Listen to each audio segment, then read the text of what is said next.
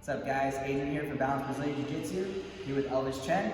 Today we're going to be going over how to increase your pressure in the side control. Okay, just some small details and things that I like to emphasize and focus on when my opponent's on his back here. Alright, so we have like our traditional side control, typically when we're on our knees. And what we're trying to do here is we're trying to control crossbody on our opponent. So typically when I have a side control here, I have my arm around the head, usually an underhook on this side, I have his elbow trapped, and I have my opponent flattened out. Okay, so some key things and some key details here. Okay, the first thing that I'm always trying to pay attention to is my opponent's hips. I don't want my opponent to be able to turn into me and start bringing this knee inside to create his shield and space.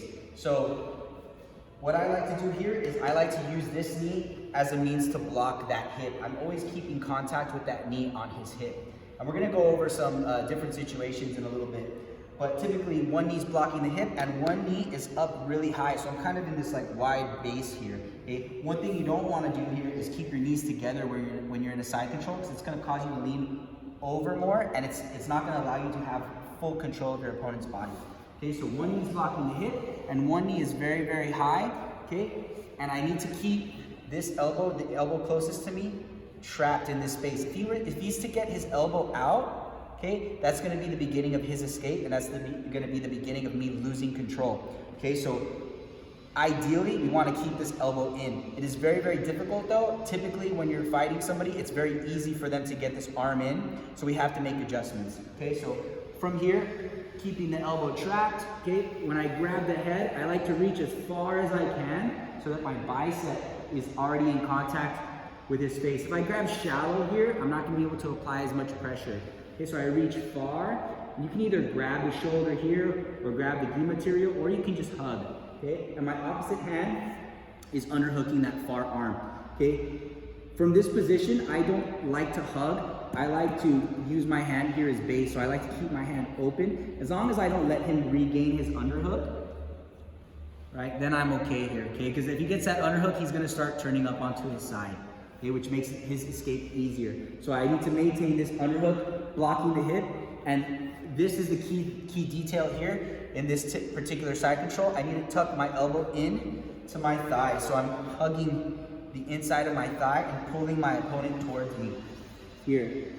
So I'm pulling my opponent in and trapping him. If my knee is on the opposite side here of my elbow, then it's easy for him to get his elbow out. Like there's space there for him to get his elbow out. So here, I'm almost like elevating his elbow up on the shelf of my hip here, and it's hard for him to get his elbow out, okay? So another thing here that I like to do is I like to stay on my toes, so it allows me to follow my opponent as he tries to escape. Okay, you can be flat-footed here. Some people do prefer. I feel like your base is a little bit lower and you're a little more settled in. So either way is okay. I just prefer to go here because it makes me a little more dynamic in this position.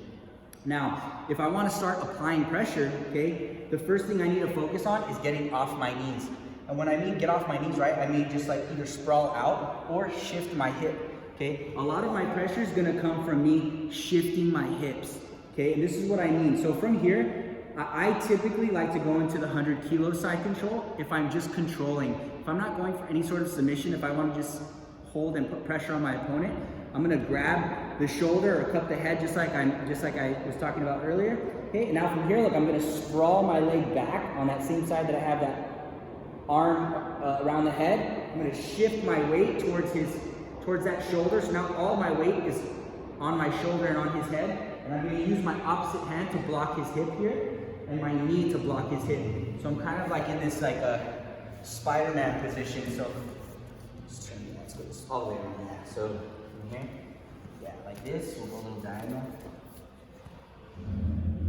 So from here, I sprawl my leg back, okay? And I typically, it doesn't matter in this particular side control if he gets his arm inside. I usually like to do this if the guy does get his arm inside, because then now I'm going to start to apply pressure, right? If he does start getting his arm inside and I just hold my opponent here, okay, he's going to start to escape. We often think about side control as we're just holding, but if we just stay in one place holding, my opponent is eventually going to find a way to escape. So it's always good to be dynamic in your side control.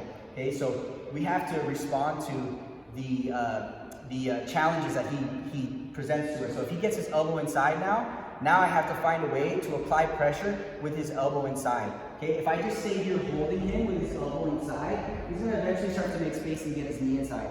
So with his reaction, I have to have a reaction. So from here, if he gets his elbow inside, even if he has his frame, that's okay. If he has his frame inside, I straighten that leg, shift my body, block his hip here, and I use my knee to block his hip as well. So notice my knees are off the ground, and I'm able to apply a lot of pressure as I shift my weight to that shoulder, okay? We can also do the same thing on the opposite side, okay? So we can shift our weight either way. It's a little bit different on the opposite side, okay? And I'll show you what I mean. So if we do shift our hip the other way, then we go into what's called a modified Keskatami, okay? And we can use this to recapture the elbow as well. So if I'm in this position here, so if I'm in this position here, and he gets his elbow inside, right? I have the option of blocking and applying pressure here, or I have the option to switch my hip towards the head, okay? And now I recapture that elbow, I lift up on that elbow, and now I can apply pressure here by simply lifting my butt up off the floor, okay? And rolling his shoulder up and pulling his shoulder down. So if I pull, like I'm pulling, almost like I'm pulling him into me, right? Like a row, it applies a lot of pressure. Okay, we need to make sure that we don't get too high because then he can roll us over, okay? So that's how we can apply pressure in just two simple positions. We have the 100 kilos and we also have the modified Keskatami. Okay, modified because I have an underhook. Keskatami would be over the head. This is modified because I have an underhook. So if he were to get his elbow inside, the beginning of his escape here, I can switch my base this way into modified Keskatami here. Okay, and when I do that, I just scrape my knee up along his side here to recapture the elbow. So if his elbow gets inside, I scrape my knee along the top, fall to my hip, my foot comes high, so right, I don't want to leave my foot out, I want to leave my foot high, and I want to be on my toes here. Now I can grab the elbow, cup the shoulder, and now I can lift my hip up and pull him into me to apply that pressure. Okay, so two really good ways here to apply pressure. If he gets his elbow inside, block, shift my hip, okay, always on my toes. If my knee is on the ground, then I'm taking the pressure off of my opponent. When I'm up, I'm putting the pressure on my opponent. I want to think about driving my shoulder, all of my weight into my shoulder. I always explain this to my students.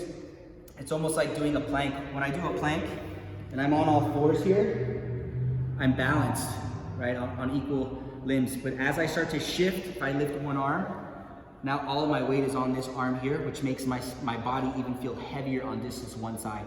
So that's the idea that you need to have when you're doing this particular side control here.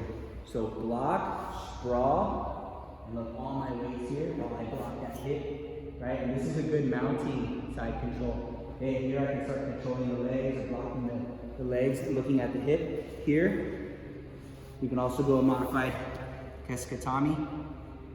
Boom. And then we can also, there's a lot of submission options from this position as well, which we're going to go over in another video. All right, guys, so this was just a few ways that you can increase the pressure in the side control, either switching to that 100 kilos position or switching to that modified Keskatami. All right, guys, hope you enjoy it.